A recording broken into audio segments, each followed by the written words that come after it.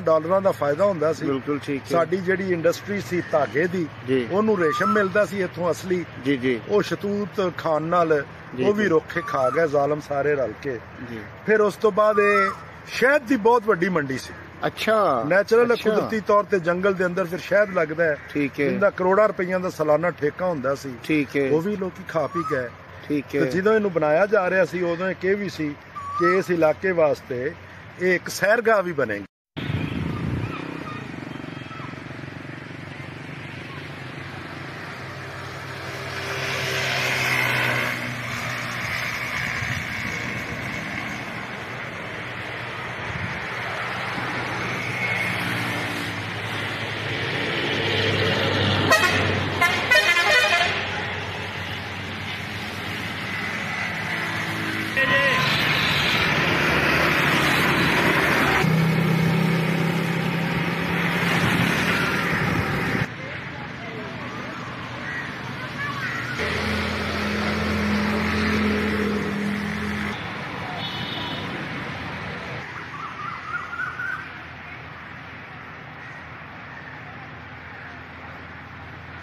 ਛਾਂਗਾ manga ਜੰਗਲ ਜ਼ਖੀਰਾ ਵੀ ਆਖਦੇ ਸੀ।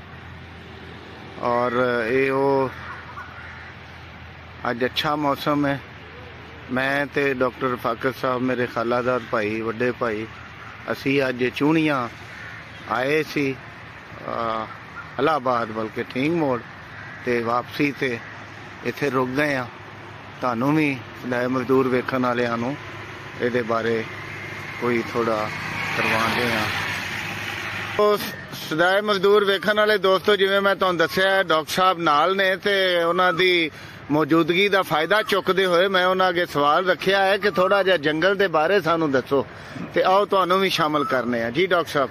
ਅੱਛਾ ਜੀ, ਇਹ ਛਾਂਗਾ ਮਾਂਗਾ ਜੰਗਲ ਜਿਹੜਾ ਹੈ 1866 ਵਿੱਚ ਅੰਗਰੇਜ਼ ਸਰਕਾਰ ਨੇ ਜਦੋਂ ਨਹਿਰੀ ਨਿਜ਼ਾਮ ਪੰਜਾਬ ਦੇ ਵਿੱਚ ਸ਼ੁਰੂ ਕੀਤਾ ਤੇ ਜ਼ਮੀਨ ਦੀ ਆਬਾਦਕਾਰੀ ਕੀਤੀ ਤੇ ਇਸ ਛਾਂਗਾ ਮਾਂਗਾ ਦੇ ਮੁਕਾਮ ਦੇ ਉੱਤੇ ਇਹ ਜੰਗਲ ਜਿਹੜਾ ਹੈ ਨਾ ਇਹਨੂੰ ਮਸਨੂਈ ਤਰੀਕੇ ਨਾਲ ਲਾਇਆ ਗਿਆ। ਇਹ ਆਮ ਤੌਰ ਤੇ ਗੱਲ ਮਸ਼ਹੂਰ ਹੈ ਕਿ ਛਾਂਗਾ ਤੇ ਮਾਂਗਾ ਦੋ ਭਰਾ ਸਨ ਤੇ ਦੋ ਡਾਕੂ ਸਨ ਪੰਜਾਬ ਦੇ, ਜਿਹਦੇ ਨਾਂ ਦੇ ਉੱਤੇ ਇਹ ਬਸਤੀ ਜਿਹੜੀ ਇਹਨਾਂ ਮਸ਼ਹੂਰ ਸੀ। ਤੇ ਇਸੇ ਤਰ੍ਹਾਂ ਇਹ ਛਾਂਗੇ ਮਾਂਗੇ ਦੇ ਨਾਂ ਨਾਲ ਇਹ ਜਗ੍ਹਾ ਜਿਹੜੀ ਜੰਗਲ ਮਸ਼ਹੂਰ ਹੋ ਗਿਆ। ਇਹ ਜੰਗਲ ਜਿਹੜਾ ਹੈ 12,500 ਏਕੜ ਤੇ। ਅੱਛਾ। ਹਾਂ, ਇਦੋਂ ਵੀ ਕੁਝ ਏਕੜ ਜ਼ਿਆਦਾ ਸਨ। ਠੀਕ ਹੈ। 12,500 ਏਕੜ। ਅਗਰ ਇਹਨੂੰ ਕਿਲੋਮੀਟਰਾਂ 'ਚ ਅਸੀਂ ਰਕਬਾ ਕਰੀਏ ਤੇ ਕੋਈ 48 ਸਕੁਅਰ ਕਿਲੋਮੀਟਰ ਬਣਦਾ ਹੈ। ਅਗਰ ਆਪਾਂ ਪੂਰੇ ਜੰਗਲ ਦਾ ਫੇਰਾ ਲਾਈਏ ਤੇ ਕੋਈ 48 ਕਿਲੋਮੀਟਰ ਦਾ ਫਾਸਲਾ ਬਣਦਾ ਹੈ। ਇਹਦਾ 4 ਫੇਰਾ ਅਗਰ ਅਸੀਂ ਵੇਖੀਏ, ਇਹ 48 ਕਿਲੋਮੀਟਰ ਦੇ ਅੰਦਰ ਫੈਲਿਆ ਹੋਇਆ ਪੰਜਾਬ ਦੇ ਵੱਡੇ ਜੰਗਲਾਂ 'ਚੋਂ ਇੱਕ ਜੰਗਲ ਸੀ। ਔਰ ਇਹ ਬੁਨਿਆਦੀ ਤੌਰ ਤੇ ਟਾਹਲੀ ਦਾ ਬਹੁਤ ਵੱਡਾ ਜ਼ਖੀਰਾ ਸੀ। ਠੀਕ ਹੈ। ਜਿਹਨੂੰ ਫਿਰ ਜਦੋਂ ਪਾਕਿਸਤਾਨ ਬਣ ਗਿਆ ਤੇ ਜੰਗਲ ਦੀ ਮੇਨਟੇਨੈਂਸ ਕੀ 1970 ਤੱਕ ਤਾਂ ਠੀਕ ਰਹੀ ਜੀ, ਲੇਕਿਨ ਫਿਰ ਜਿਵੇਂ ਜਿਵੇਂ ਅਵਾਮੀ ਰਾਜ ਇਸ ਮੁਲਕ 'ਚ ਆਉਂਦਾ ਗਿਆ ਤੇ ਜਿਵੇਂ ਅਵਾਮੀ ਰਾਜ ਦੇ ਲੋਕ MNA ਤੇ MPA ਲੁਟੇਰੇ ਹੁੰਦੇ ਨੇ, ਉਹਨਾਂ ਦੀ ਨਜ਼ਰ ਹਰ ਉਸ ਖਜ਼ਾਨੇ ਤੇ ਹੁੰਦੀ ਹੈ ਜਿੰਦਾ ਭਾਵੇਂ ਕੌਮ ਨੂੰ ਭਲਾ ਹੋ ਰਿਹਾ ਹੋਵੇ। ਛਾਂਗੇ ਮਾਂਗੇ ਤੇ ਵੀ ਉਹਨਾਂ ਦੀ ਨਜ਼ਰ ਸੀ। ਇੱਥੋਂ ਦੇ ਮੁਕਾਮੀ MNA ਔਰ MPਆਂ ਨੇ ਰਲ ਕੇ ਮਾਫੀਆ ਦੇ ਨਾਲ, ਟਿੰਬਰ ਮਾਫੀਆ ਨਾਲ ਮਿਲ ਕੇ, ਜਿਹੜੀ ਟਿੰਬਰ ਮਾਫੀਆ ਸੀ ਉਹਦੇ ਨਾਲ ਰਲ ਕੇ ਤੇ ਇਸ ਪੂਰੇ ਜੰਗਲ ਦੀ ਪੂਰੀ ਟਾਹਲੀ ਜਿਹੜੀ ਹੈ ਨਾ ਜੀ ਉਹ ਸਾਰੇ ਖਾ ਗਏ ਜੀ। ਅੱਛਾ, ਇੱਥੇ ਦੁਨੀਆ ਦਾ ਸਭ ਤੋਂ ਵੱਡਾ ਸ਼ਹਿਤੂਤਾਂ ਦਾ ਮਰਕਜ਼ ਸੀ ਜਿਹੜੀ ਰੇਸ਼ਮ ਦੀ। ਅੱਛਾ। ਇੱਥੇ ਸ਼ਹਿਤੂਤ ਛਾਂਗੇ ਮਾਂਗੇ ਬਹੁਤ ਜ਼ਿਆਦਾ ਹੁੰਦਾ ਸੀ ਔਰ ਰੇਸ਼ਮ ਦੀ ਬਹੁਤ ਵੱਡੀ ਛਾਂਗਾ ਮਾਂਗਾ ਮੰਡੀ ਸੀ। ਠੀਕ ਹੈ। ਜਿੱਥੋਂ ਪੂਰੀ ਦੁਨੀਆ ਤੇ ਰੇਸ਼ਮ ਜਾਂਦਾ ਸੀ। ਲੋਕਾਂ ਦਾ ਕਾਰੋਬਾਰ ਸੀ ਰੇਸ਼ਮ ਦੇ ਕੀੜੇ ਪਾਲਣਾ। ਠੀਕ ਹੈ। ਅੱਛਾ, ਉੱਥੋਂ ਮੁਲਕ ਨੂੰ ਕਰੋੜਾਂ ਡਾਲਰਾਂ ਦਾ ਫਾਇਦਾ ਹੁੰਦਾ ਸੀ। ਬਿਲਕੁਲ ਠੀਕ ਹੈ। ਸਾਡੀ ਜਿਹੜੀ ਇੰਡਸਟਰੀ ਸੀ ਧਾਗੇ ਦੀ, ਉਹਨੂੰ ਰੇਸ਼ਮ ਮਿਲਦਾ ਸੀ ਇੱਥੋਂ ਅਸਲੀ। ਉਹ ਸ਼ਤੂਤ ਖਾਣ ਨਾਲ ਉਹ ਵੀ ਰੁੱਖ ਖਾ ਗਏ ਜ਼ਾਲਮ ਸਾਰੇ ਰਲ ਕੇ। ਫਿਰ ਉਸ ਤੋਂ ਬਾਅਦ ਇਹ ਸ਼ਹਿਦ ਦੀ ਬਹੁਤ ਵੱਡੀ ਮੰਡੀ ਸੀ। ਅੱਛਾ। ਨੈਚੁਰਲ ਕੁਦਰਤੀ ਤੌਰ ਤੇ ਜੰਗਲ ਦੇ ਅੰਦਰ ਫਿਰ ਸ਼ਹਿਦ ਲੱਗਦਾ ਹੈ। ਠੀਕ ਹੈ। ਇਹਦਾ ਕਰੋੜਾਂ ਰੁਪਈਆਂ ਦਾ ਸਾਲਾਨਾ ਠੇਕਾ ਹੁੰਦਾ ਸੀ। ਠੀਕ ਹੈ। ਉਹ ਵੀ ਲੋਕੀ ਖਾ ਪੀ ਗਏ। ਠੀਕ ਹੈ। ਜਦੋਂ ਇਹਨੂੰ ਬਣਾਇਆ ਜਾ ਰਿਹਾ ਸੀ ਉਦੋਂ ਇਹ ਕਿਹਾ ਵੀ ਸੀ ਕਿ ਇਸ ਇਲਾਕੇ ਵਾਸਤੇ ਇਹ ਇੱਕ ਸੈਰਗਾਹ ਵੀ ਬਣੇਗੀ। ਠੀਕ ਹੈ। ਇਸ ਲਈ ਚੂੰਕਿ ਲਾਹੌਰ ਤੋਂ ਕੋਈ 80 ਕਿਲੋਮੀਟਰ ਦੇ ਫਾਸਲੇ ਤੇ ਵੇ ਜੀ। ਅੱਛਾ, 78-80 ਕਿਲੋਮੀਟਰ ਦੇ ਫਾਸਲੇ ਵੀ ਹੋਣ ਦੀ ਵਜ੍ਹਾ ਤੋਂ ਲਾਹੌਰ ਦੇ ਨਜ਼ਦੀਕ ਤਰੀਨ ਸੀ ਜੀ ਔਰ ਬਹੁਤ ਵੱਡਾ ਜੰਗਲ ਸੀ। ਬਿਲਕੁਲ। ਇੱਥੇ ਇੱਕ ਮਸਨੂਈ ਝੀਲ ਵੀ ਬਣਾਈ ਗਈ ਔਰ ਮਸਨੂਈ ਝੀਲ ਦੇ ਨਾਲ ਜੰਗਲ ਦੀ ਲੱਕੜੀ ਢੋਣ ਵਾਸਤੇ ਤੇ ਲੋਕਾਂ ਦੀ ਸੈਰੋ ਤਫਰੀ ਵਾਸਤੇ ਇੱਕ ਛੋਟੀ ਟ੍ਰੇਨ ਵੀ ਇੱਥੇ ਚਲਾਈ ਗਈ ਜੀ। ਕਿ ਤਾਂ ਕਿ ਲੋਕ ਇੱਥੇ ਆਣ ਤੇ ਉੱਥੇ ਸੈਰੋ ਤਫਰੀ ਹੋਵੇ। ਠੀਕ ਹੈ। ਲੇਕਿਨ ਜਿਵੇਂ ਮੈਂ ਦੱਸਿਆ ਜੀ ਉਹ ਮਾਫੀਆ ਨੇ ਹੌਲੀ ਹੌਲੀ, ਇਹ ਮਹਿਕਮਾ ਜੰਗਲਾਤ ਦਾ ਹੀ ਡਿਪਾਰਟਮੈਂਟ ਸੀ, ਉਹਦਾ ਹੀ ਜੰਗਲ ਸੀ, ਠੀਕ ਹੈ। ਔਰ ਮਹਿਕਮਾ ਜੰਗਲਾਤ ਨੇ ਇਹਦਾ ਪੂਰਾ ਬੇੜਾ ਗਰਕ ਕੀਤਾ। ਹੁਣ ਇਸ ਵੇਲੇ 12,500 ਤੋਂ ਘਟ ਕੇ ਜੀ ਤੇ ਤਕਰੀਬਨ 6,500 ਏਕੜ ਰਹਿ ਗਿਆ। ਅੱਛਾ 6,000 ਏਕੜ ਦੇ ਉੱਤੋਂ ਇਹਦੇ ਰੁੱਖ ਜਿਹੜੇ ਨੇ ਬਿਲਕੁਲ ਪੁੱਟ ਕੇ ਤੇ ਕੁਝ ਜ਼ਿਮੀਂਦਾਰਾਂ ਨੇ ਕਬਜ਼ੇ ਕਰ ਲੈ, ਕਿਰੇ ਕਣਕਾਂ ਪੀਆਂ ਬਜੀਂਦੀਆਂ ਨੇ ਸਰਕਾਰੀ ਜ਼ਮੀਨ ਦੇ ਉੱਤੇ, ਕਿਰੇ ਆਲੂ ਪੇ ਬਜੀਂਦੇ ਨੇ। ਠੀਕ ਹੈ। ਤੇ ਲੋਕਾਂ ਦਾ ਕਬਜ਼ਾ, ਠੀਕ ਹੈ। ਔਰ ਜੰਗਲ ਹੌਲੀ ਹੌਲੀ ਘਟ ਗਿਆ ਜੀ। ਤੇ ਜੰਗਲ ਦੇ ਵਿੱਚੋਂ ਜਿਵੇਂ ਮੈਂ ਦੱਸਿਆ ਸੀ ਸ਼ਹਿਤੂਤ ਤੇ ਟਾਹਲੀ ਤੇ ਕਿੱਕਰ ਵਰਗੇ ਜਿਹੜੇ ਇਸਤੇਮਾਲ ਹੋਣ ਵਾਲੇ ਰੁੱਖ ਸਨ, ਜਿਨ੍ਹਾਂ ਦੇ ਬਹੁਤ ਸਾਰੇ ਬੈਨੀਫਿਟ ਸਨ। ਜਿਵੇਂ ਮੈਂ ਦੱਸਿਆ ਜੀ ਕਿ ਸ਼ਾਇਦ ਇੱਥੇ ਹੁੰਦਾ ਸੀ, ਜੀ ਜੀ ਰੇਸ਼ਮ ਦੇ ਕੀੜੇ ਇੱਥੇ ਹੁੰਦੇ ਸਨ, ਠੀਕ ਹੈ। ਉਹਨਾਂ ਨੂੰ ਟਾਹਲੀ ਹੁੰਦੀ ਸੀ ਤੇ ਲੱਕੜ ਵਾਸਤੇ ਬੜੀ ਇਸਤੇਮਾਲ ਹੁੰਦੀ ਸੀ, ਫਰਨੀਚਰ ਵਾਸਤੇ, ਬਾਕੀ ਕੰਮਾਂ ਲਈ, ਤਾਮੀਰਾਤੀ ਕੰਮਾਂ 'ਚ। ਹੁਣ ਇਹਨੂੰ ਲੈ ਦੇ ਕੇ ਜਿਹੜਾ 5-6,000 ਕਿਲੋਮੀਟਰ ਬਚਿਆ, ਇਹ ਝਾੜੀ ਨੁਮਾ ਦਰਖਤ ਨੇ, ਤੁਸੀਂ ਸਾਰਾ ਜੰਗਲ ਫਿਰ ਕੇ ਵੇਖ ਲਓ, ਸਾਨੂੰ ਦਿਸਦੇ ਪਏ ਨੇ।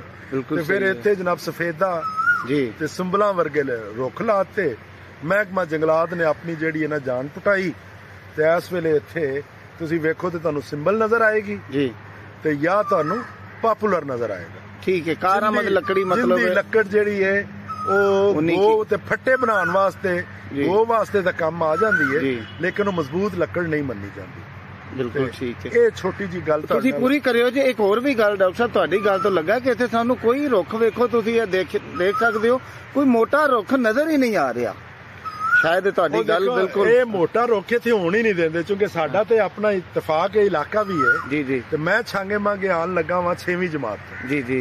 ਔਰ ਜਦੋਂ ਇੱਥੇ ਲੰਘਾ, ਇੱਥੇ ਖਲੋਤਿਆਂ ਬਗੈਰ ਅਸੀਂ ਜਾਂਦੇ ਨਹੀਂ। ਬਿਲਕੁਲ ਸਹੀ। ਮੈਟ੍ਰਿਕ ਵਿੱਚ ਤਾਂ ਸਾਡੀ ਆਦਤ ਹੁੰਦੀ ਸੀ ਕਿ ਸਕੂਲੋਂ ਹਰ ਦੂਜੇ ਦਿਨ ਨਿਕਲਣਾ ਤੇ ਸਿੱਧਾ ਛਾਂਗੇ ਮਾਂਗੇ ਆਉਂਦੇ ਹੁੰਦੇ ਸਾਂ। ਝੀਲ ਤੇ 2 ਘੰਟੇ ਗੁਜ਼ਾਰ ਕੇ ਤੇ ਫਿਰ ਪਿੰਡ ਜਾਈਦਾ ਸੀ। ਤੇ ਇਹਦੇ ਨਾਲ ਏਡੀ ਸਾਡੀ ਕਲਬੀ ਵਾਬਸਤਗੀ ਸੀ।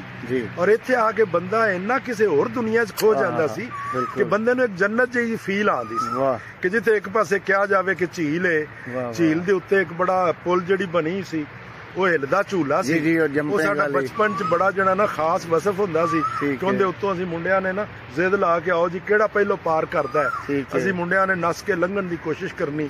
ਤੇ ਉਹ ਫਿਰ ਉੱਥੇ ਕਿਸੇ ਨੇ ਰਾਹ ਢਹਿ ਪੈਣਾ, ਕਿਸੇ ਨੇ ਕੁਝ ਹੋਰ ਆਣਾ ਤੇ ਕਸ਼ਤੀਰਾਨੀ ਕਰਨੀ। ਤੇ ਇਹਦੇ ਨਾਲ ਇੱਕ ਸਾਨੂੰ ਖਾਸ ਉਨਸ ਤੇ ਮੁਹੱਬਤ ਸੀ।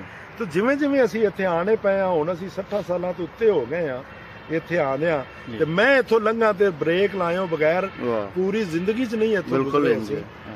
ਮਗਰ ਸੱਚੀ ਗੱਲ ਏ ਵੇਖ ਕੇ ਜਿਵੇਂ ਪੂਰੇ ਪਾਕਿਸਤਾਨ ਦਾ ਲੁੱਟ ਕੇ ਖਾ ਗਏ ਲੁੱਟਣ ਵਾਲੇ, ਉਂਝ ਹੀ ਲੁੱਟਣ ਵਾਲਿਆਂ ਨੇ ਇਸ ਜੰਗਲ ਦੇ ਹੁਸਨ ਨੂੰ ਵੀ ਨੋਚ ਲਿਆ।